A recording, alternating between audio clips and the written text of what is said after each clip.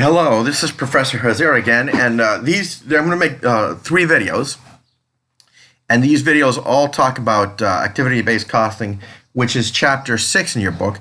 And what I'm going to do over these three videos is I'm going to, just this video, introduce the concepts of activity-based costing, what it's used for, why we use it, and then in the last two videos, I'm going to go through an example of activity-based costing, and it's going to be one of those worksheet assignments too. Then it's not a bad idea for you to repeat what I have in this video so that you can see the process. And even though it's repetitive repeating sometimes, especially for something like activity-based costing, it does reinforce the concepts. If you actually do it once, even if it's not a brand new problem, you see the flow of how this works.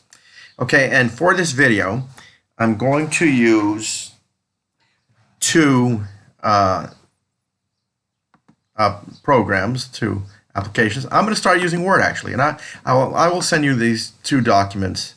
One will be in the assignments, and I'll send you this document as I go through. Okay, so I'm going to start this video is about the nature of activity-based costing, and what we do in activity-based costing basically is we try to overcome the we try to match how we allocate manufacturing overhead, and we try to base that on the activities that go into a product.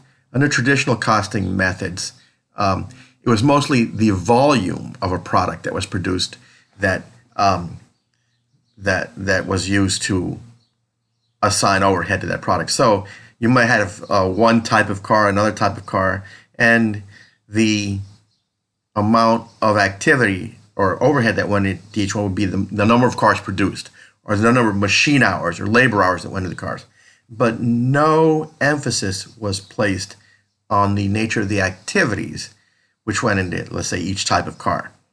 And of course, the nature of activities that go into a product actually reflect the nature of the product itself. Okay, so let's start this, and then we'll go through an example. And just mentioning the car example again, look at it this way. There are cars that are budget cars traditionally, and traditionally they were made in volume.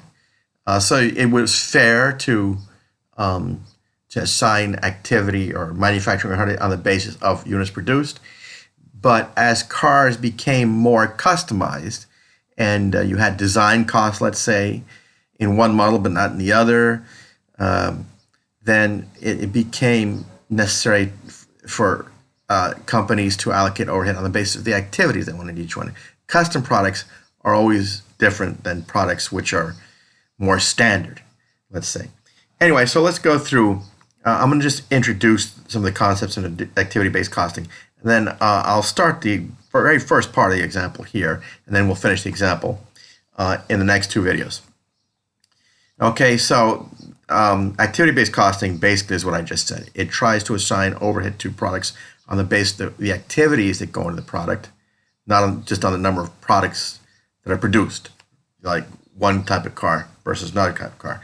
Now, we've already done this. I think we did this actually in chapter 1. Let's go through the different levels of activities and cost allocation in a sense. Okay, unit level activities have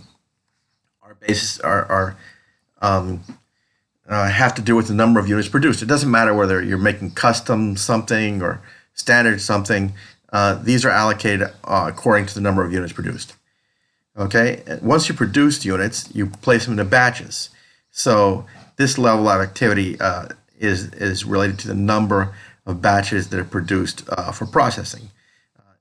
Examples may include producing orders. I would say packaging products, that type of thing, into bundles or batches, that sort of thing. So the cost, as it says right here,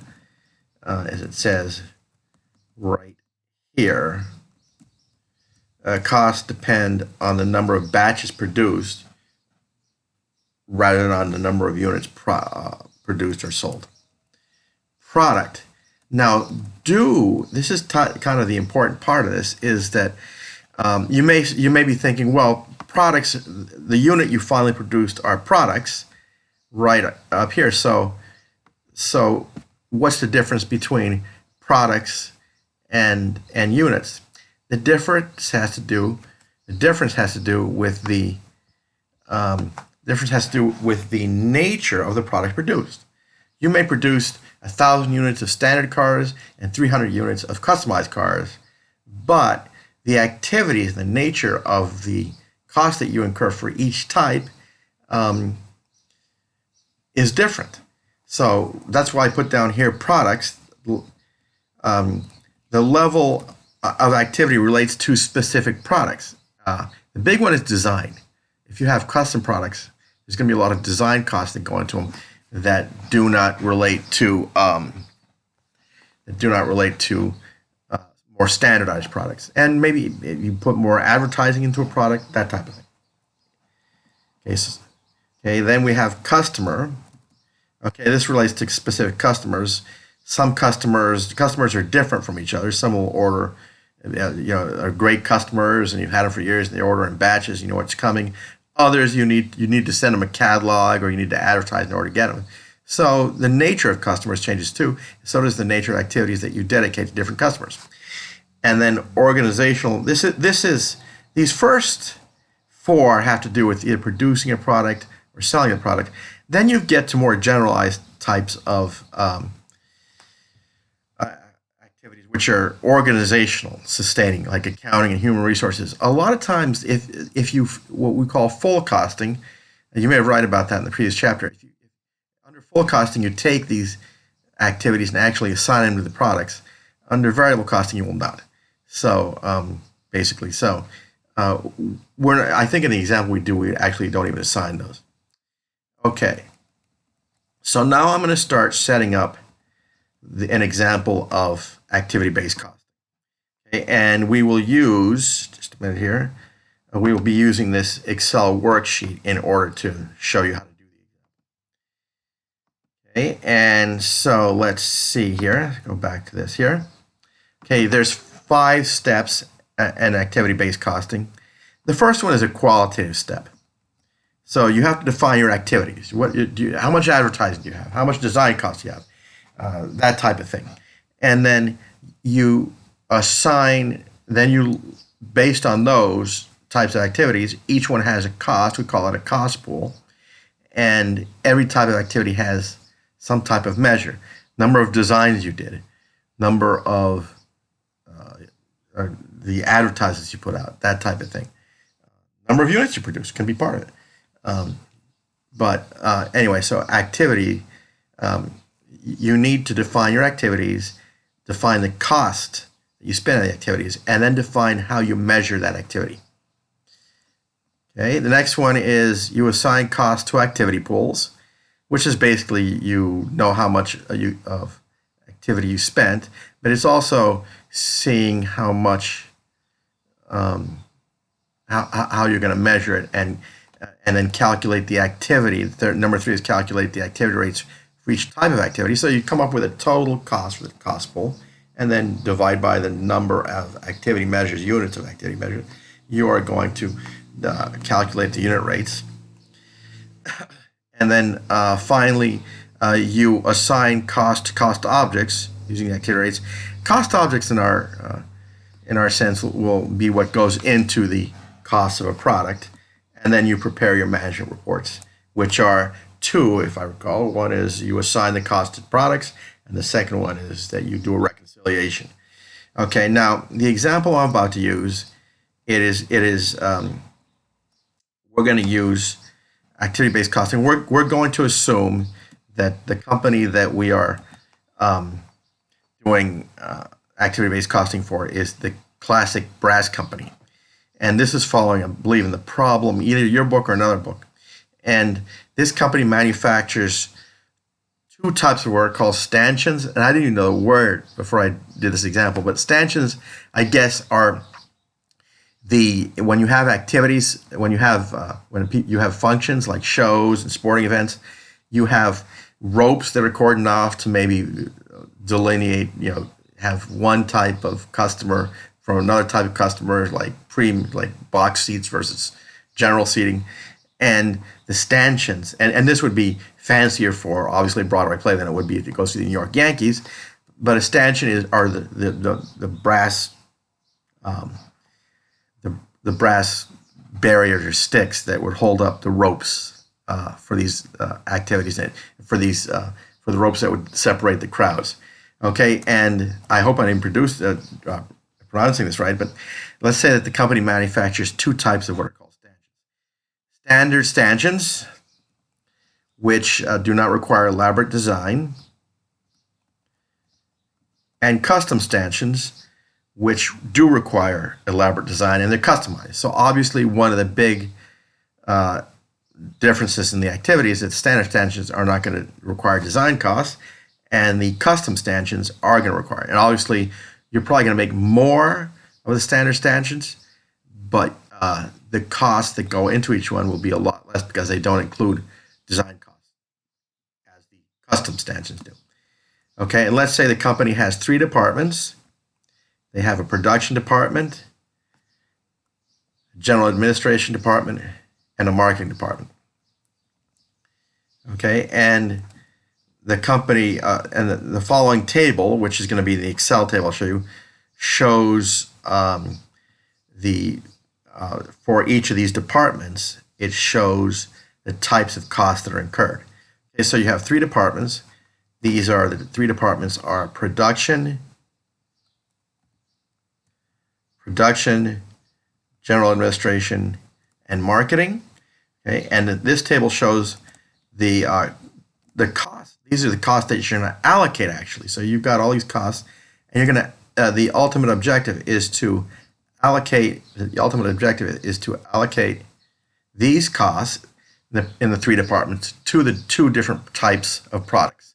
You'll see that one type of two of these costs are not even allocated.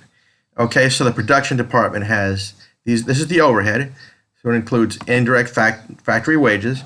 Remember that manufacturing overhead includes indirect materials, indirect labor, and all other manufacturing costs, all our costs in the factory. So all these costs say factory, indirect factory wages, factory equipment depreciation, factory utilities, and lease on the factory. And so you're going to have $1 million of those to allocate between the 2 products. And I would say that almost all, because they're production costs, all of those almost have to be allocated to the product. The next type of department, the next department is general administrative department. This would be you have a factory, which is your production, and then you have, let's say, an office where you have administrative wages, you have depreciation on here they are right here, you have depreciation on the office equipment, and you have a lease on your administrative building. Okay, and obviously these are harder to relate to specific products than production costs. And finally, you have a marketing department, which has marketing wages and selling expenses. Now, both of these costs are not part of cost of goods sold because they come out, they're incurred after the product is produced. However, to sell the product, you may incur marketing wages and selling expenses, and those might go into figuring out what the price of a product will be. So just there's a difference between marketing and production. Production all go into making the product and the cost of the product. Marketing has to do with the products that you with things you do after the product is already made, things you do to sell the product. Okay, now let's go ahead and continue. Okay, and I'm going to have these next 2 steps. This is where I'm going to finish this video. But let's say in order to produce these stanchions, here are the different activities that that go into each of these products. First one are customer orders. So, and we're going to say, and you'll see on the worksheet here that there's 1,000 customer orders, and they're split between the standard stanchions and the custom stanchions. The product design, the number of product designs that you did. Now, this is the main difference in the activities. I believe in the example we're about to do, the standard stanchions have absolutely no designs, whereas the custom stanchions have 400 designs because they're customized. Order size is activity cost for the size of your orders. Custom stanchions may be more customized, so the number of orders are smaller, I would believe. We'll see. Standard people may order in bulk, so the number of orders. And I guess the machine hours would go into that. I have a question about that. I'm not sure that's appropriate, but that's the way this example was built. So we'll assume that there's a relation between machine hours and the order size. And then finally, customer relations. They have 250 customers and the number of active customers. Now, you would think that customer relations for two different types of products would be different. If you have if you have some very wealthy people buying the custom stanchions, the customer relation activities would be different than for standard stanchions. But they're just doing it on the basis of number of active customers. But if you really wanted to dig deeper, drill deeper, as we like to say nowadays, then the type of customer might also come into play there. Okay, and then finally, I'm going to finish this introduction to the example, and it will be that. So that's number one. Number one is, like I said, it's a qualitative thing, and these are the numbers. I'll put up the example. These are the costs that you will allocate. You're going to allocate a total of $1,810,000 in costs to two different products. And these are the activities that go into the products, which the major differentiator being the product designs. The custom stanchions require a lot of different designs. The standard products do not. Okay, and then finally, we will introduce I'll start by introducing the example, and I'll continue it in the next video. I'll actually start with the Excel.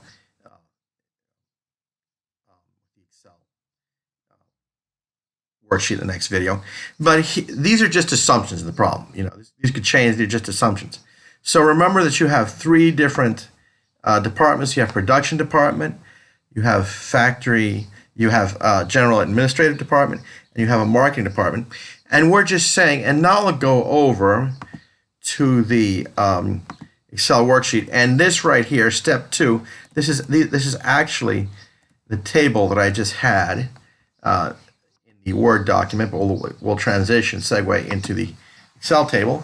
And so this is the table we were just looking at. And so we're saying you have a production department, you have a general administrative department, and a marketing department. And then you have different types of activities in each one. And sometimes it's hard to imagine these, but this is just the way the example is set up. Okay, so your production department, I guess there's maybe some customers that order directly.